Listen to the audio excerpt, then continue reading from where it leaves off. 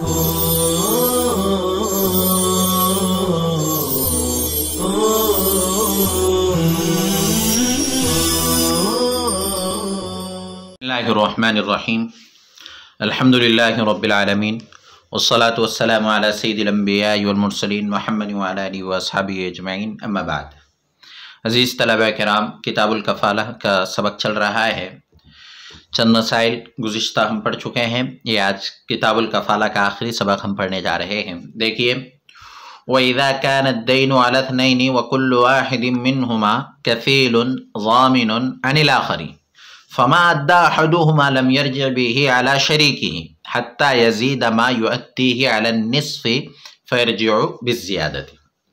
और जब दैन दो लोगों पर हो, जब कर्ज दो लोगों पर हो और उनमें से हर एक दूसरे की तरफ से कफील और ज़ामिन हो, फमा अद्दा अहदुहुमा, उनमें से जो कुछ भी अदा करेगा तो वो अपने शरीक से उसूल नहीं करेगा, हत्ता यज़ीद मा युअद्दीही अला निस्फ़, यहाँ तक कि वो ज़्यादा हो निस्फ़ पर जो वो अदा कर रहा है। फयरजिउ बिज़्ज़ियादति, तो वो ज़्यादती को उसूल कर लेगा। अब ये मसला है कि कर्ज दो लोगों पर है और दोनों एक दूसरे की तरफ से कफील भी बन गए और ज़ामिन भी बन गए। कफील ज़ामिन, कफील और ज़ामिन हो गए।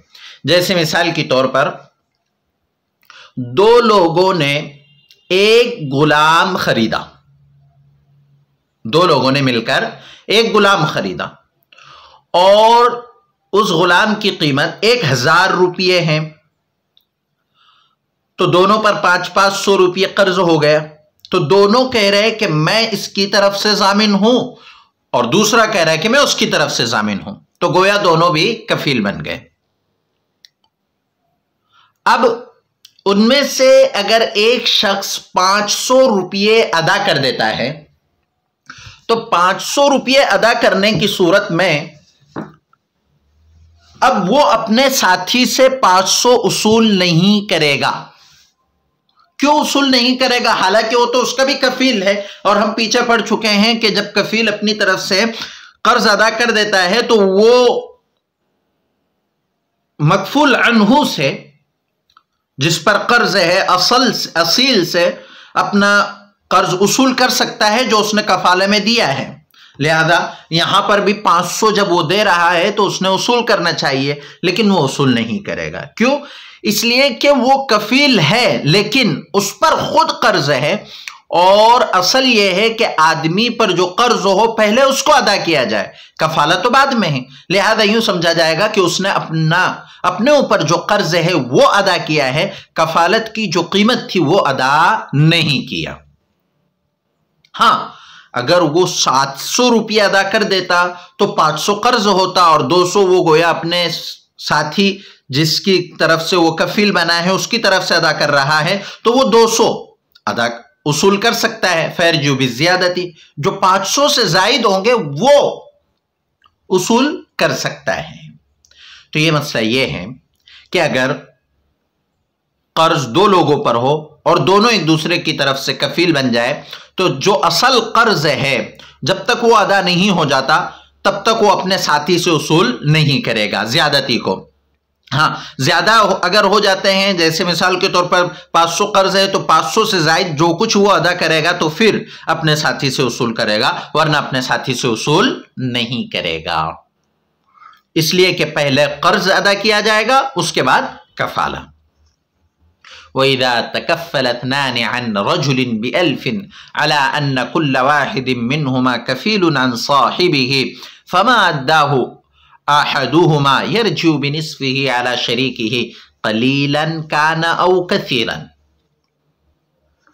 और जब दो आदमी एक आदमी की तरफ से कफील बने 1000 के, इस शर्त पर कि उनमें से हर एक अपने साथी का कफील होगा। फमा अद्दाहु, फिर उनमें से एक ने, अहदुहुमा, फिर उनमें से एक ने अदा कर दिया तो वो अपने शरीक से आधा उसूल कर लेगा, खा वो कम हो या ज्यादा हो। अब ये मसला है कि एक शख्स के दो लोग कफील बन गए 1000 के बस, यानी 1000 रुपये के کہ اس پر جو 1000 روپے قرض ہے اس کے ہم دونوں مل کر کفیل بنتے ہیں. اب دونوں کفیل بن گئے اور دونوں کفیل آپس میں ایک دوسرے کے بھی کفیل بن گئے. پھر ان میں سے ایک نے ادا کر دیا. مثال کے طور پر 1000 تھا تو اس نے ادا کیا 500. تو 500 میں سے وہ 250 روپے اپنے دوسرے ساتھی سے جو اس شخص کا بھی کفیل ہے اور آپس میں ایک دوسرے کی بھی کفیل ہے تو وہ دوسرے ساتھی سے 250 روپے اصول کرے گا. اب دیکھیے دونوں مسئلوں میں فرق ہو رہا ہے. پہلے مسئلے میں ہم نے یہ پڑھا کہ وہ اصول لم یرجے بھی تو اصول نہیں کر سکتا ہے اپنے شریک سے، جبکہ یہاں کہہ رہے کہ وہ اپنے ساتھی سے یرجو اصول کر لے گا. کیا فرق ہے؟ فرق دونوں مسئلوں میں اس طرح ہے کہ اس مسئلے میں دونوں پر قرض ہے اور وہ جو ادا کر رہا ہے وہ قرض ادا کر رہا ہے، اور اگر وہ کہہ رہا ہے کہ میں کفالہ ادا کر رہا ہوں تب بھی اس سے کہا جائے گا کہ پہلے قرض ادا کیا جائے گا اور پھر کفالہ. آدمی پہلے اپنی ذمہ داری سے سبکدوش ہوگا، اس کے بعد دوسرے کا ذمہ دار بنے گا. اب یہاں پر پہلے سے وہ خود مقروض ہے اور کسی اور مقروض کا کفیل بن رہا ہے تو اس سے کہا جائے گا کہ پہلے اپنا قرض ادا کرے. اور یہاں پر دونوں شخص ایک آدمی کے کفیل ہوئے لیکن ان دونوں پر قرض نہیں ہے بلکہ وہ تو اس آدمی کے کفیل بنے ہیں. اب جب ان میں سے ایک ساتھی ادا کر رہا ہے تو وہ کفالے کا ہی ہے، قرض کی قیمت نہیں ہے، لہذا جب وہ ادا کر رہا ہے 500 تو وہ اپنے ساتھی سے 250 روپے اصول کر لے گا، اس لیے کہ یہاں قرض نہیں ہے. وہ جو کچھ ادا کر رہا ہے وہ صرف کفیل بن کر اس کی قیمت ادا کر رہا ہے جو مکفول عنہ پر قرض ہے. ولا تجوز الكفالة بمال الكتابة سواء حر تكفل به او عبد. اور کفالہ جائز نہیں ہے مال کتابت میں، خواہ کفیل آزاد بنے یا غلام بنے.